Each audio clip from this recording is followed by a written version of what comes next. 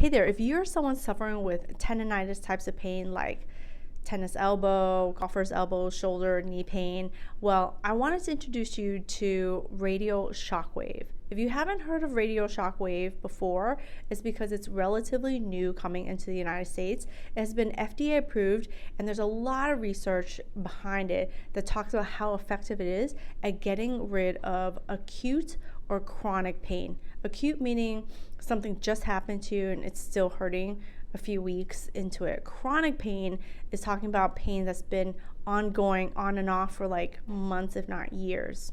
Radial Shockwave has been used for decades now. It's actually been used to break up kidney stones, but now they're utilizing the technology to help you, someone with chronic pain, get rid of it and get rid of it fast.